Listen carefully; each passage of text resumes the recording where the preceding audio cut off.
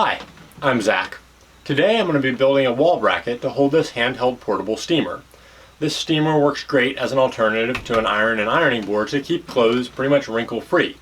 The only problem is that the only good way to store it is on the wide flat bottom base, which ultimately ends up just sitting on the floor and it oftentimes gets in the way.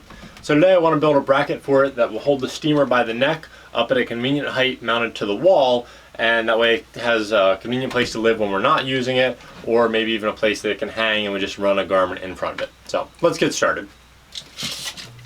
I'm going to be using this scrap piece of 1/2-inch plywood. So to start off, I'm just going to grab a measurement to see about how tall the back plate needs to be. Then I can mark that and take it over to the chop saw and cut it down to length.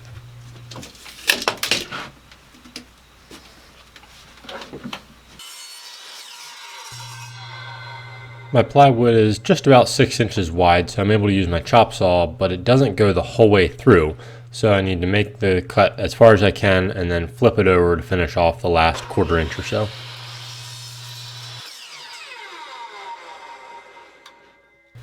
Back at the workbench, I can kind of mock everything up and see how far the top plate needs to be that's actually going to hold the neck of the steamer. And I can mark that and take it back over and cut that to the proper length.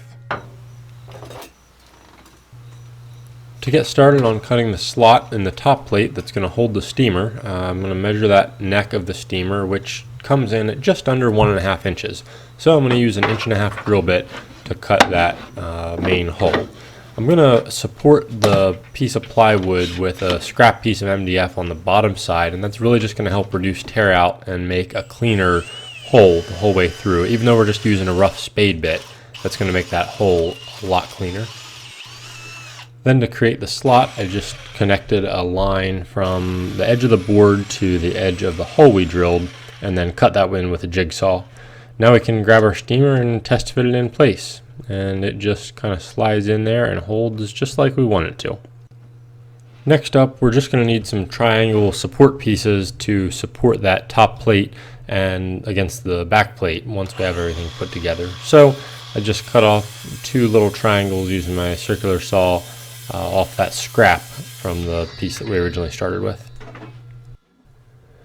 To secure everything together, I'm going to be using pocket screws, and I just have the Craig Jig brand, their most basic kit. This kit is pretty inexpensive and pretty compact compared to some of the mid-level units. I don't use pocket screws all that often, but they're super handy to have around for little projects like this. So check out the link in the description. I'll link to that where you can find it on Amazon.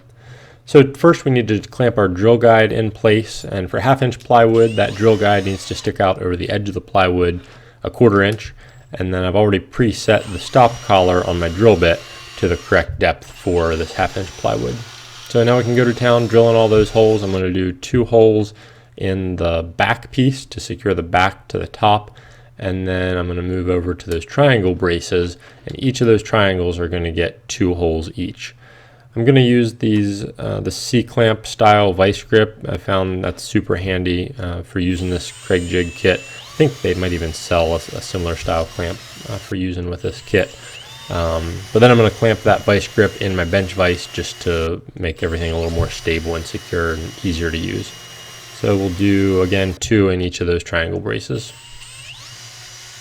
With all the cutting and drilling done now, we can go ahead and give everything a good sanding. I'm just going to use some 80 grit sandpaper here on the electric sander and just knock off all the rough edges, smooth off the corners, and make sure the flat surfaces are as smooth as they reasonably can be.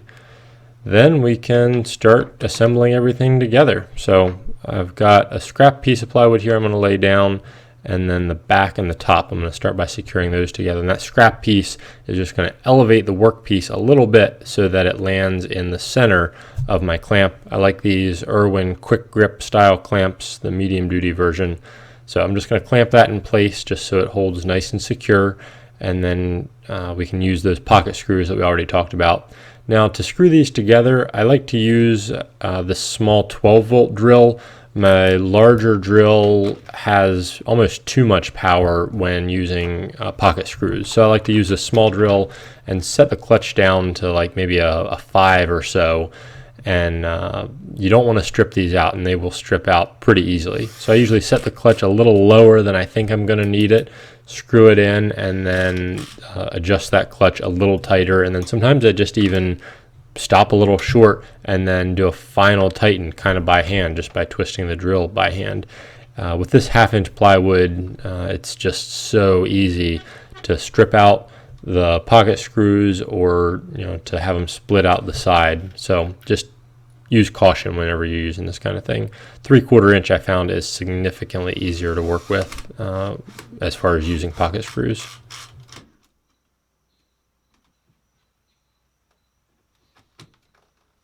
Now, to secure these corner braces in place, again, use the same amount of caution with these pocket screws. And this first one, I made the mistake of securing it right on the edge.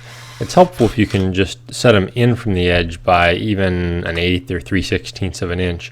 That just gives you a little bit more wood to grip into, and so I did that on the second one, and it just seemed to work out a little bit better.